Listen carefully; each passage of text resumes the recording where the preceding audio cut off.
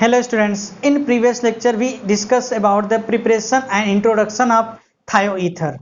In that lecture I told that thioether can be prepared from alkyl halides and ethers and from thioals. So today's our topic is properties of thioether, यानी कि आज का हमारा ये topic है थायोईथर की property में हम लोग दो प्रॉपर्टीज पढ़ते हैं, फिजिकल प्रॉपर्टीज और केमिकल प्रॉपर्टी। ठीक, फिजिकल प्रॉपर्टी में क्या पढ़ेंगे? फिजिकल प्रॉपर्टी में ऐसी प्रॉपर्टी को डिस्कस करते हैं, होता क्या है कि जो जिसमें boiling point, melting point, solubility, जिसमें केमिकल बॉन्ड का ब्रेकअप नहीं होता है या फॉर्मेशन नहीं होता है। ठीक, और केमिकल प्रॉपर्टी में ऐसी प्रॉपर्टी जिसमें केमिकल बॉन्डिंग का इन्वॉल्वमेंट होता है, ब्रेक डाउन हो, कुछ नए बॉन्ड बने, कुछ पुराने टूटे, तो केमिकल प्रॉपर्टी के अंतर्गत आते हैं। तो सबसे पहले आज हम पढ़ेंगे फिजिकल प्रॉपर्टी। ठीक, तो इसमें देखो होता क्या है कि जो थायोईथर होते हैं, थायोईथर जो होते हैं क्या, ऑयली लिक्विड होते हैं। थायोईथर ऑयली लिक्विड की तरह इनका नेचर होता है, जो कि बदबूदार टाइप या अनप्लीजेंट होते हैं। ठीक, अनप्लीजेंट इन स्मेल होते हैं। तो एक एक करके फिजिकल प्रॉपर्टी लिखिए। First property,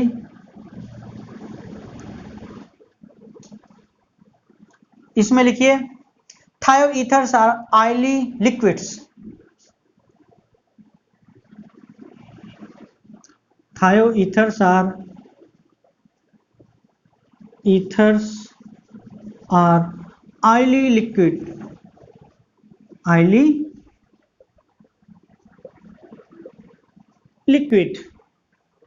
having unpleasant smell,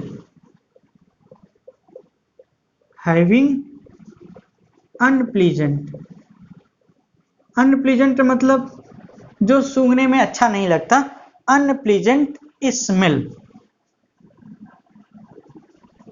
ठीक, ये first property. Second physical property इसकी ये होती है कि होता क्या है कि थायोईथर्स वाटर में इनसॉल्युबल होते हैं। क्यों इनसॉल्युबल होते हैं? क्योंकि ये हाइड्रोजन बॉन्डिंग वाटर के साथ बना नहीं पाते हैं और जनरली ये नॉन पोलर होते हैं। ठीक, और इसे वाटर में क्या होता है, पोलर, जिसे आप लोग जनरल रूल होता है क्या, लाइक डिजॉल्व लाइक, पोलर में घुलता है, नॉन पोलर। इसका ये मतलब हुआ जब ये नॉन पोलर है तो इसका मतलब किसमें सॉल्युबल होगा, ऑर्गेनिक सॉल्वेंट, जैसे copper, carbon tetrachloride, benzene, chloroform, इसमें। ठीक, अगली प्रॉपर्टीज लिखिए they are insoluble in water, दे आर insoluble in water but soluble in organic solvent, soluble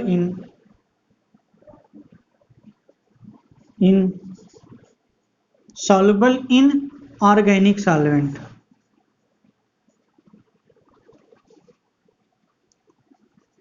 organic यानी कि ऑर्गेनिक सॉल्वेंट में सॉल्युबल हो जाते हैं। ठीक, क्यों होते हैं आपको पता है। देखो इसकी जो बॉइलिंग पॉइंट होती है, थायोईथर की जो बॉइलिंग पॉइंट होती अपने करेस्पॉन्डिंग ईथर से ज्यादा होती है। क्यों? क्योंकि जो ईथर में ऑक्सीजन एटम आता है और थायोईथर में सल्फर, तो सल्फर एटम जो होता है कि ऑक्सीजन एटम के कंपैरिजन में हैवी होता है, साइज भी बड़ा होता है, वेट भी ज्यादा होता है। तो होता क्या है कि बॉइलिंग पॉइंट एक मास डिपेंडेंट होती है, मतलब मॉलिक्यूलर वेट पर डिपेंड करता है। जिस एटम का मॉलिक्यूलर वेट ज्यादा होता है उसका वांडरवाल फोर्स ज्यादा होता है, जिसका वांडरवाल फोर्स ज्यादा होता है उसकी बॉइलिंग पॉइंट भी ज्यादा होती है। तो ओवरऑल ये जानिए कि थायोईथर की बॉइलिंग पॉइंट वाटर से ज्यादा होती है। चलिए अगला पॉइंट लिखिए boiling point of thioether are boiling points of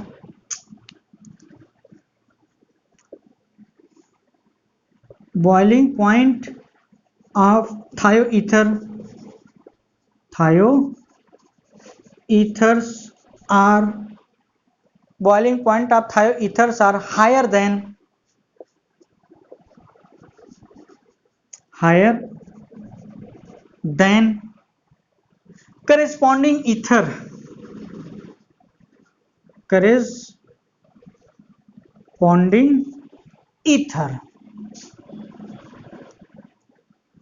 corresponding ether से ज्यादा होगा, मतलब जितने कार्बन की थायोईथर लें अगर उतने कार्बन की ईथर लें तो बॉइलिंग पॉइंट हमेशा थायोईथर की ज्यादा होती है।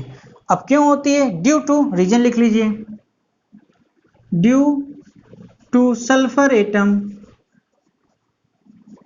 Due two sulphur atom is larger atom, sulphur atom is larger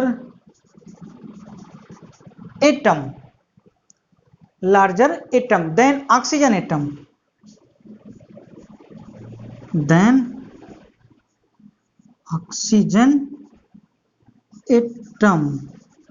ठीक, sulphur larger than oxygen atom, by which van der Waals forces increases, by which van der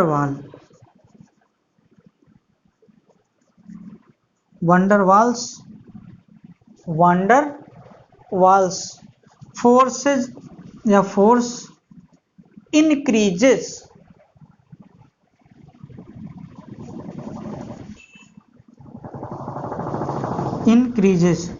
due to boiling point increases, नहीं due to मत लिखिए, by which van der Waals forces increases, so लिखिए, so boiling point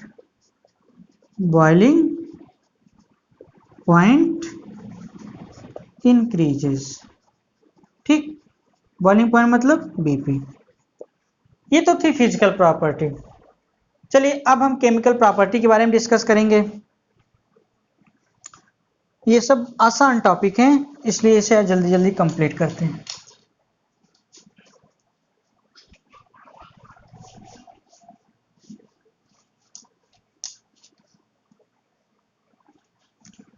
chemical property,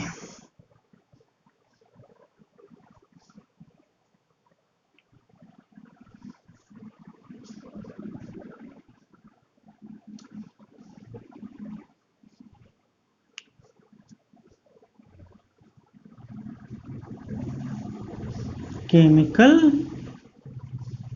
properties,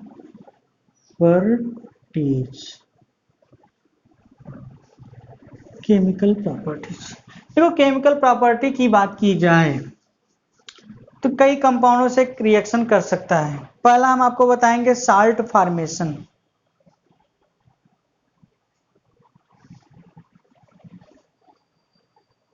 देखो होता क्या है, पहली property हम आपको क्या बताएंगे, साल्ट फॉर्मेशन। साल्ट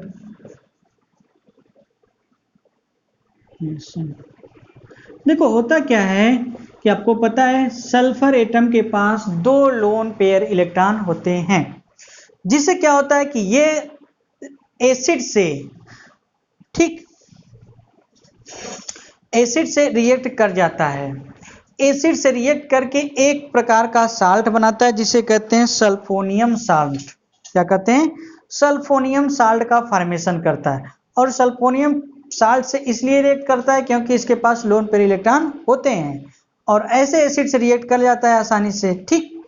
तो इसमें सबसे पहले लिख लीजिए, चलिए सीधे लिखिए, स्टेटमेंट लिखिए इसमें। देखिए एक चीज आपने कभी पढ़ा होगा, एसिड बेस कॉन्सेप्ट ना, Lewis base, Arrhenius base, Lewis acid, Arrhenius, Bronsted, ठीक, लोरी कॉन्सेप्ट, ये सब पढ़े होंगे ना। तो लेविस बेस में आपने क्या पढ़ा था, जो इलेक्ट्रॉन पेयर डोनेट करता है लेविस बेस होता है और जो एक्सेप्ट करता है लेविस एसिड होता है। जैसे ले बे, जिसके पास ज्यादा इलेक्ट्रॉन हो वही तो देगा ले बे, लेविस बेस, और दूसरा करता है ला, जब दूसरा देगा ले बे तो सामने वाले कहेगा ला, मतलब लेविस एसिड, ठीक। तो इसका मतलब कि जो ऑर्गेनो थायो सल्फर का ईथर है, थायो ईथर जो है वो थायो ईथर लेविस एसिड से रिएक्ट करते हैं। ठीक, लेविस एसिड में क्योंकि इलेक्ट्रॉन की थोड़ा डिफिशियंसी होती है, इलेक्ट्रॉन कमी होती है, यानी कि प्रोटॉनों से या आर्हेनियस कोई भी आर्हेनियस एसिड होगा, इससे प्रोटॉन निकलेगा, प्रोटॉन के पास इलेक्ट्रॉन होगा नहीं, तो उसको इलेक्ट्रॉन दे के बांड बना के एक साल्ट कंपाउंड बनाएगा। तो ओवरऑल एक साल्ट बना जिसमें कैटायन और एनायन। अगर बात आती है साल्ट क्या होता है, साल्ट क्या होता है, साल्ट कैटायन और एटायन के कॉम्बिनेशन से बना होता है, जिसमें कैटायन हाइड्रोजन नहीं होना चाहिए। ठीक, तो कहने का मतलब जब कैटायन एनायन आपस में मिलते हैं तो साल्ट का फॉर्मेशन होता है। जैसे NaCl, NaCl में क्या होगा, तो इसमें कैटायन क्या है, सोडियम आयन है, और एनायन क्या है, क्लोराइड आयन है। तो जैसे कहते हैं सोडियम एसीटेट, ये भी साल्ट है कि नहीं, सोडियम एसीटेट क्या है, CH3COONH, सोडियम क्या है, सोडियम प्लस साल्ट है, एसीटेट निगेटिव है, तो सोडियम साल्ट बन जाएगा एसीटेट का। अगर हम कहते हैं एसिटिक एसिड, एसिटिक एसिड क्या साल्ट है, नहीं, ये एसिड है। क्यों, जब इसको ब्रेक करेंगे प्रोटॉन H प्लस में टूटेगा और एसीटेट में, एसीटेट का फार्मूला क्या होता है, CH3CO माइनस, और प्रोटॉन इससे निकल जाएगा तब क्या बन जाएगा, H प्लस। तो यानी कि एसिटिक एसिड एसीटेट आयन और प्रोटॉन से मिलकर बना, तो इसलिए साल्ट नहीं, क्योंकि कैटायन वाला पार्ट हाइड्रोजन है। तो ओवरऑल आप बात समझिए, केवल साल्ट होता क्या है, साल्ट कैटायन और एनायन के कॉम्बिनेशन से बनता है, जिसमें कैटायन हाइड्रोजन नहीं होना चाहिए, कंडीशन होता है। ठीक, तो साल्ट की बात करें तो जो थायोसल्फर थायो ईथर के कंपाउंड हैं, ये जनरली साल्ट बनाते हैं। क्यों साल्ट बनाते हैं, क्योंकि इस पे लोन पेयर इलेक्ट्रॉन होते हैं सल्फर के पास, और आसानी से ये साल्ट का फॉर्मेशन कर पाते हैं। तो चलिए इसको लिख लीजिए, लिखिए, इन थायो ईथर थायो ether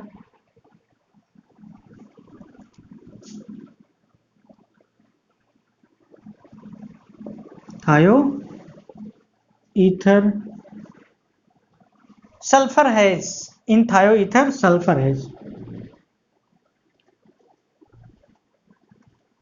sulphur has lone pair of electron. अगर हम बात पूछें लोन पेयर इलेक्ट्रॉन क्या होता है, क्या कहेंगे आप, लोन पेयर इलेक्ट्रॉन ऐसे इलेक्ट्रॉन होते हैं जो बॉन्ड फॉर्मेशन में टेक पार्ट नहीं करते हैं, और वही वैलेंस इलेक्ट्रॉन के होते हैं। ये नहीं कि मतलब कि वैलेंस इलेक्ट्रॉन के ऐसे इलेक्ट्रॉन जो बॉन्ड में बनाने के अलावा बचे होते हैं, उसे क्या करते हैं, लोन पेयर, और ये हमेशा जोड़े में रहते हैं, यानी कि पेयर में रहते हैं, दो दो के कॉम्बिनेशन में होते हैं। ठीक, इन thioethers sulphur as lone pair electron, therefore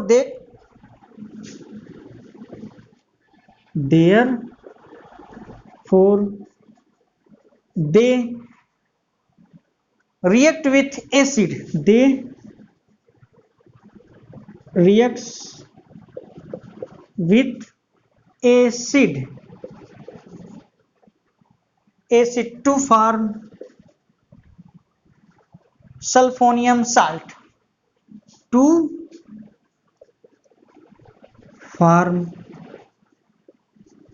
सल्फोनियम salt.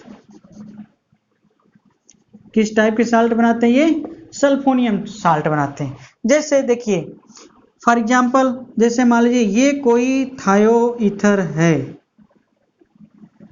Sulphur पे दो लोन पे इलेक्ट्रॉन होते हैं ना, ये थायो ईथर है कि नहीं, ठीक, ये क्या है, थायो ईथर है, क्योंकि सल्फर से की दोनों वैलेंसी एल्किल ग्रुप से सेटिस्फाइड हैं। ठीक, थायो ईथर की जब किसी एसिड से रिएक्ट कराएंगे, जैसे HCl, आपको पता है HCl में ये किसमें टूटेगा, स्ट्रांग एसिड होता है H प्लस और क्लोराइड मतलब Cl नेगेटिव में, प्रोटॉन और क्लोराइड में टूटेगा। अब होगा क्या कि प्रोटॉन को तो आसानी से ये रिएक्ट कर जाएगा, क्योंकि इसके पास लोन पेयर इलेक्ट्रॉन है, तो इस पर पॉजिटिव चार्ज आ जाएगा, तो कुछ ऐसा कंपाउंड बन जाता है। ठीक, कौन सा कंपाउंड बनेगा, जैसे R, सल्फर R, इससे अगर आके हाइड्रोजन जुड़ गया, बॉन्ड बना लिया, तो क्योंकि इसका एक लोन पेयर यूज हो गया, अब इस पे पॉजिटिव चार्ज आ जाएगा, है ना, इस पे कौन सा चार्ज आएगा, पॉजिटिव, और वहीं क्लोरीन निगेटिव वाला जो पोर्शन बचा था आके इससे अट्रैक्ट होगा, क्योंकि पॉजिटिव निगेटिव, और पॉजिटिव निगेटिव के कॉम्बिनेशन से जो साल्ट बना उसे कहेंगे क्या, सल्फोनियम साल्ट। इसी को क्या कहते हैं, सल्फोनियम साल्ट। ये सल्फोनियम साल्ट है। ठीक, चलिए इसी से रिलेटेड एक हम, ये तो एक क्या था, एक जनरल रिप्रेजेंटेशन रिएक्शन था। चलिए एक हम डाई मेथिल थायोईथर ले लेते हैं। अगर उससे रिएक्ट करा दें HCl की तो क्या होगा, जैसे for example di methyl thioether ले, डाई मेथिल थायोईथर है ना, इसे क्या कहते हैं, डाई मेथिल थायोईथर। ठीक, जब डाई मेथिल थायोईथर की रिएक्शन HCl से करा दें तो आपको पता है इसमें प्रोटॉन H प्लस और क्लोराइड निगेटिव में टूटता है, ये तो हमेशा आपको अंडरस्टूड। इसकी डिग्री ऑफ डिसोसिएशन 1 होती है, मतलब अल्फा 100% होता है। ठीक, तो इससे क्या हो जाएगा, CH3 सल्फर CH3, इससे आके हाइड्रोजन जुड़ गया, पॉजिटिव चार्ज हो गया, और आके यहाँ से क्लोरीन एट लास्ट जुड़ जाएगा। ठीक, तो अब इसका नाम क्या होगा, अब दो मेथिल हैं तो डाई मेथिल सल्फोनियम क्लोराइड, क्या नाम होगा, डाई मेथिल सल्फोनियम क्लोराइड। चलिए इसका नाम लिखिए, डाई मेथिल सल्फोनियम क्लोराइड। ठीक, ये इसका नाम हो गया इस साल्ट का। ठीक, ये तो था क्या, ऑक्सोनियम साल्ट कैसे बनाते हैं।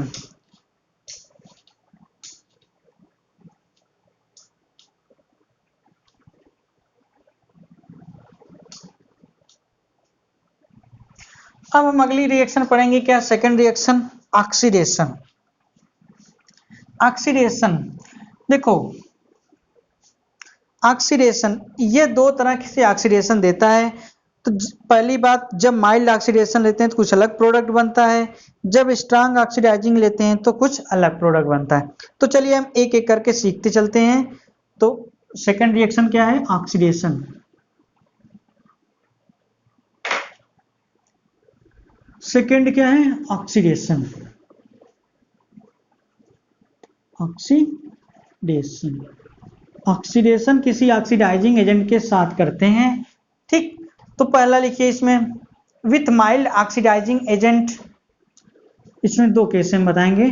पहला लिखिए, विथ माइल्ड ऑक्सीडाइजिंग, माइल्ड का मतलब समझते हैं ना, ठीक, न ज्यादा वीक न ज्यादा सबसे स्ट्रांग, बीच की कंडीशन ना। With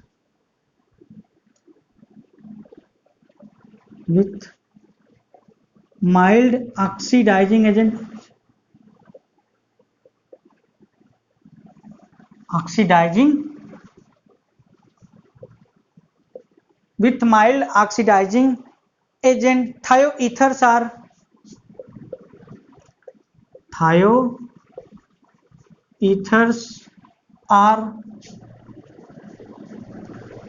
thioethers are oxidized into sulfoxide.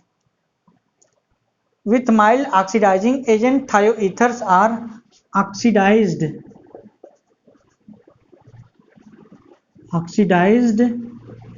into sulfoxide.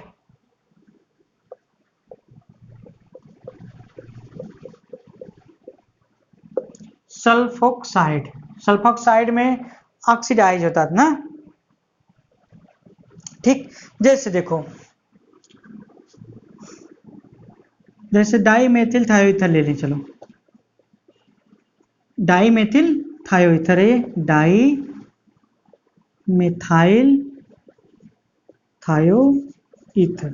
ठीक, डाई मेथिल थायोईथर की ऑक्सीडाइज एजेंट ले रहे हैं, oxidizing hydrogen peroxide H2O2। Hydrogen peroxide एक माइल्ड ऑक्सीडाइजिंग एजेंट होता है। कैसा है ये, माइल्ड ऑक्सीडाइजिंग एजेंट। ठीक, ये कैसा होता है? Mild oxidizing. माइल्ड ऑक्सीडाइजिंग के प्रेजेंस में करते क्या है? तो देखो बस इतना ही होता क्या है कि सल्फर से एक डबल बॉन्डेड ऑक्सीजन आके जुड़ जाता है, तो जो बनता है वो सल्फोक्साइड हो जाता है वो। ठीक, तो क्या प्रोडक्ट बन जाएगा?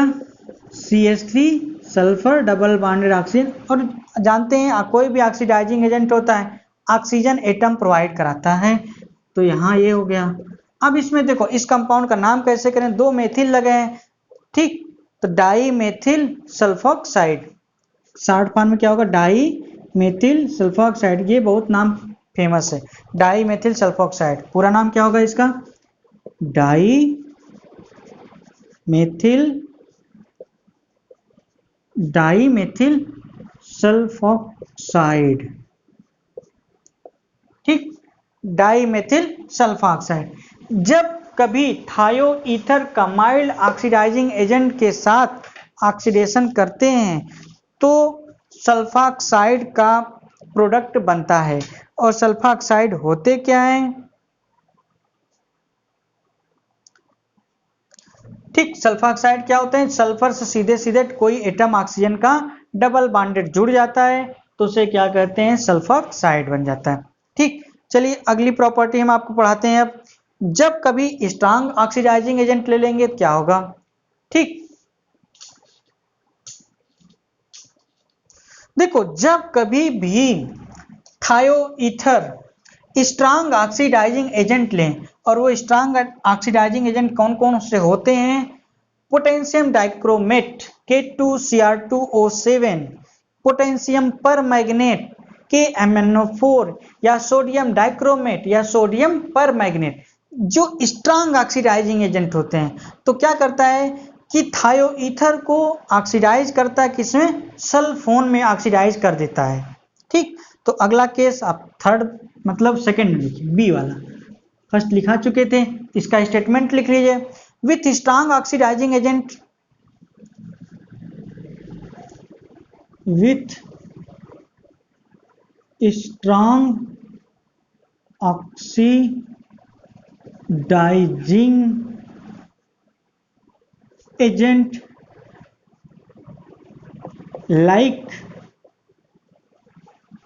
like potassium permanganate KMnO4 or potassium dichromate K2Cr2O7, potassium permanganate, potassium dichromate, thioether are oxidized into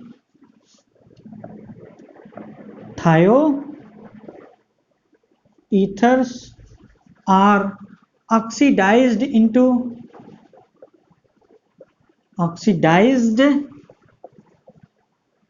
into sulphone. किसमें? सल्फोन में ऑक्सीडाइज हो जाते हैं वो। ठीक, कैसे होते हैं? और एक चीज और जान लीजिए, मीडियम रिएक्शन की कैसे लेते हैं? Acidic medium. ठीक, चलिए देखिए, जैसे यहां भी हम चलिए ले लेते हैं क्या, जैसे फॉर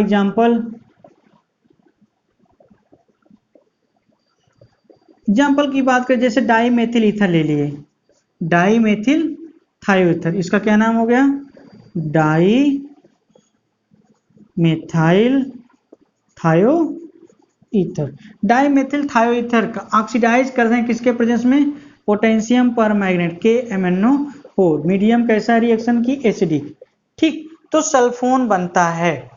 ठीक, अब देखिए सल्फोन क्या होते हैं? जो थायोईथर होता है, अगर एक ऑक्सीजन एटम जुड़ा था सल्फोक्साइड बना था, अगर दो जुड़ जाते हैं तो सल्फोन हो जाता है। ठीक, दो ऑक्सीजन एटम, तो क्या बन जाएगा? जैसे CH3 sulphur double bonded oxygen, दूसरा ऑक्सीजन एटम यहां जोड़ दें और ये ठीक। ठीक, अब देखो इसका क्या नाम होगा? Di methyl sulfone. दो मेथिल है ना, क्या नाम होगा इसका? Di methyl sulfone. Sulfone actually होता है क्या? सल्फर से डबल बॉन्ड ऑक्सीजन जोड़ते हैं, सल्फोन कहा जाते हैं। ठीक, अब अगली रिएक्शन आपको पता चलते पढ़ते हैं आप लोग, क्या? Reaction with bromine. Reaction with bromine. अब देखो रिएक्शन विथ ब्रोमीन क्या हो, यह भी बहुत इंपॉर्टेंट रिएक्शन है। होता क्या है कि जब थायोईथर ब्रोमीन से रिएक्ट करता है, ब्रोमीन मतलब Br2 से, तो सल्फर एटम से दोनों जाके ब्रोमीन जुड़ जाते हैं। ठीक, तो डाई ब्रोमो कोई कंपाउंड बनता है। चलिए इसको लिख लीजिए, लिखिए। यानी कि थर्ड रिएक्शन हम केमिकल रिएक्शन पढ़ेंगे।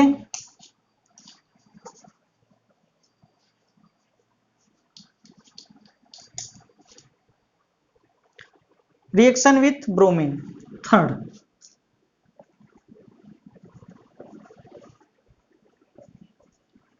Reaction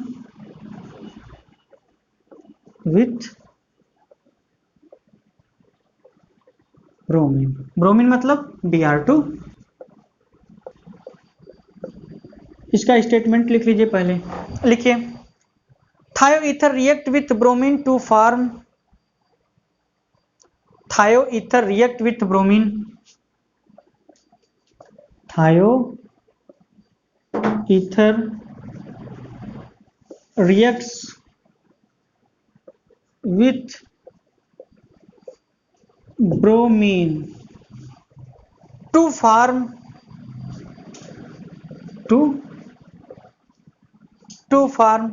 sulfur dibromo derivatives, sulfur dibromo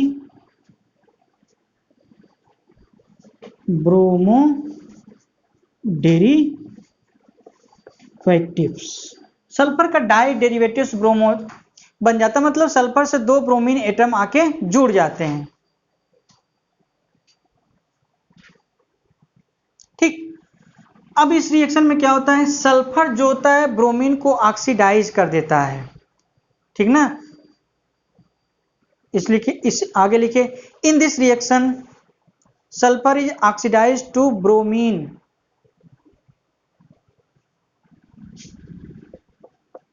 in this reaction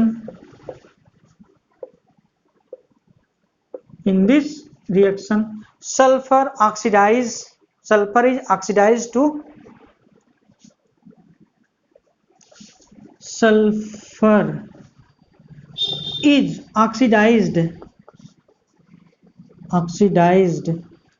by bromine.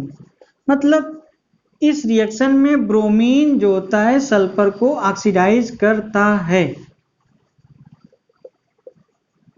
ठीक, सीधा सीधा कोई एग्जांपल ले लेते हैं। चलिए फिर वही एग्जांपल ले लेते हैं, डाई मेथिल थायोईथर ले लेते हैं ना, डाई मेथिल थायोईथर यानी कि CH3 सल्फर CH3। ठीक, इसकी रिएक्शन अगर हम Br2 से करा दे ब्रोमीन से, तो हमने क्या बताया कि सल्फर का डाई ब्रोमो डेरिवेटिव्स हो जाता है, मतलब मेथिल से सल्फर जो लगा है उसी से जाके ब्रोमीन जुड़ जाता है। ठीक, दोनों ब्रोमीन जाके जुड़ जाते हैं, कोई एक कंपाउंड बन जाता है। अब इसका क्या नाम होगा, di bromo di methyl thioether, क्योंकि दो ब्रोमीन है। क्या नाम होगा इसका, di bromo di methyl thioether. ठीक, ये कोई कंपाउंड बनेगा, ये इसका नाम हो जाएगा। तो ओवरऑल ये था आपका थायोईथर। थायोईथर में आपको इतनी बातें जाननी थी। ठीक, अगला कंपाउंड इसी चैप्टर का ऑर्गेनो सल्फर का हम पढ़ेंगे अब, सल्फोनिक एसिड। ठीक, सल्फोनिक एसिड अगला कंपाउंड क्या है, sulphonic acid. Sulphonic acid, sulphonic acid sulphuric acid से मिलता जुलता कंपाउंड है, इसी से रिएक्शन भी इससे मिलती जुलती रहेंगी। ठीक, okay, thank you. I hope आज का लेक्चर आपको समझ में आया होगा, जो कि काफी आसान टॉपिक था। ठीक, ओके, थैंक यू।